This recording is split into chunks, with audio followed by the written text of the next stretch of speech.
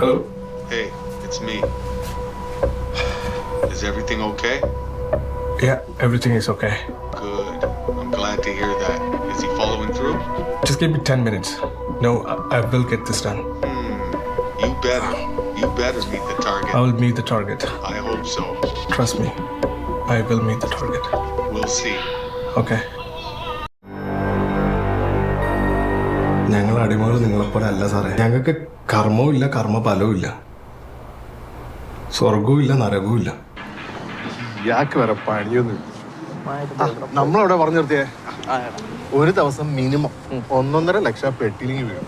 എന്ത് ലോട്ടറി കച്ചവടത്തുന്നോ? ആടെ ലോട്ടറി ചെറിയ ബിസിനസ് എന്നാണ് വിചാരിച്ചു കുഞ്ഞോനെ.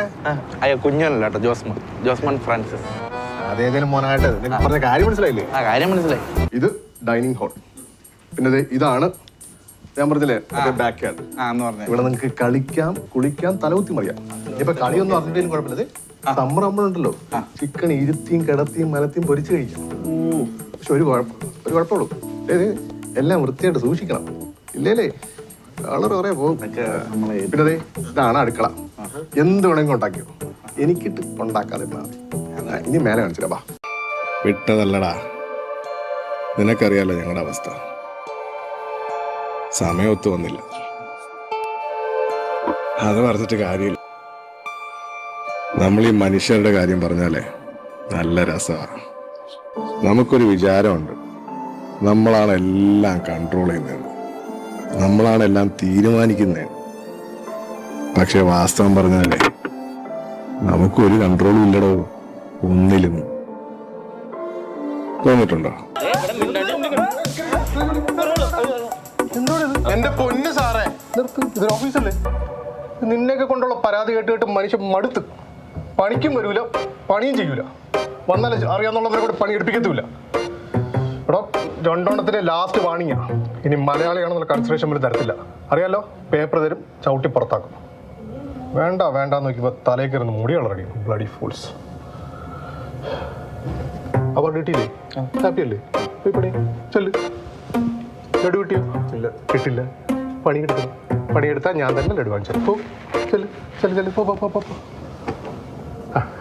എല്ലാവർക്കും ലഡു കൊടുത്തായിരുന്നു. ഹാപ്പിയാണോ? പോയി പണിയെടുക്കണം.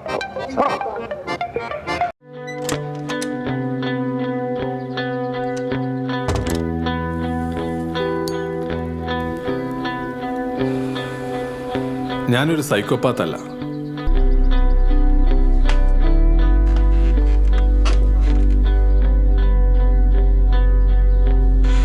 ഇതെന്റെ വീടാണ്. ഞാൻ വളർന്നു വന്ന എൻ്റെ ഓർമ്മകളുള്ള എൻ്റെ സ്വന്തം വീട്. കഴിഞ്ഞ കുറേ ദിവസങ്ങളായി ഞങ്ങളൊരു മാറ്റത്തിൻ്റെ ഭാഗമാണ്. നട്ടെടുത്ത് തന്നെ തിരിച്ചു കുറച്ച് നടക്കുക എന്ന് കേട്ടിട്ടില്ലേ? ഒരുതരം റിവേഴ്സ് മൈഗ്രേഷൻ. ആസന്നമായൊരു മാറ്റം. അത് അനിവാര്യതയ്ക്കപ്പുറം ഞാൻ തന്നെ കാരണമായി തീരുകയായിരുന്നു.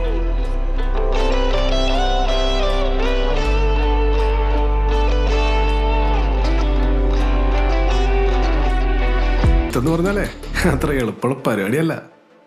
ചിലപ്പോഴൊക്കെ ഉണ്ടല്ലോ, പേനയും പിടിച്ച് മണിക്കൂറോളം ഇരിക്കേണ്ടി വരും. റൈറ്റേഴ്സ് ബ്ലോക്ക് എന്നൊക്കെ പറയും. നല്ല വീണ. നിന്റെ കൂടെ എഴുത്തുകാർ കാണും, ആക്ടേഴ്സ് കാണും, അസിസ്റ്റൻസ് കാണും, പണം മുടക്കാൻ ആള് കാണും. അവിടെ നിനക്ക് കഴിവുണ്ടെങ്കിൽ യു വോണ്ട് ലുക്ക് ബാഡ്. പക്ഷെ ഒരു റൈറ്റർ, ഒരു എഴുത്തുകാരൻ, അയാൾ അങ്ങനെയല്ല.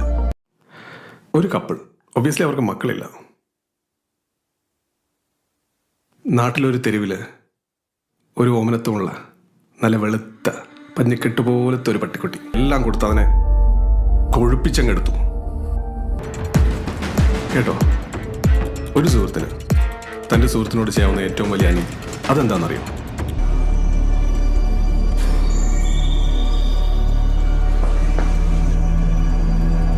ഈ അവസ്ഥയിൽ എന്ത് ചെയ്യണമെന്നറിയാതെ നിൽക്കുന്നിടത്താണ്,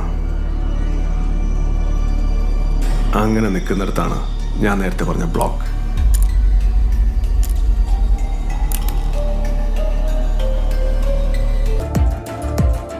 ആത്മാർത്ഥമായിട്ട് പറയണം, ഈ അവസ്ഥ നിനക്കായിരുന്നെങ്കിൽ നീ എന്ത് ചെയ്യും?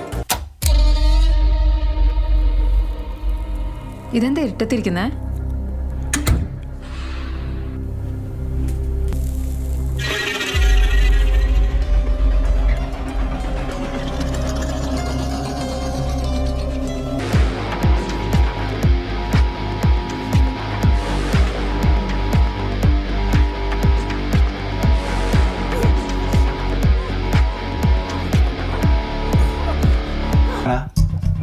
വീട്ടിലെ കാര്യങ്ങൾ തീരുമാനിക്കുന്നത് ഞാനാ. എൻ്റെ തീരുമാനം ഞാൻ പറഞ്ഞു. ചെമ്പിലില്ലാത്ത ചൂട് മൂടിക്ക് വേണ്ട. മിണ്ടാണ്ടിരുന്ന രണ്ടിനും പിടിച്ച് വീട്ടിൽ നിന്ന് വലുതാക്കാൻ.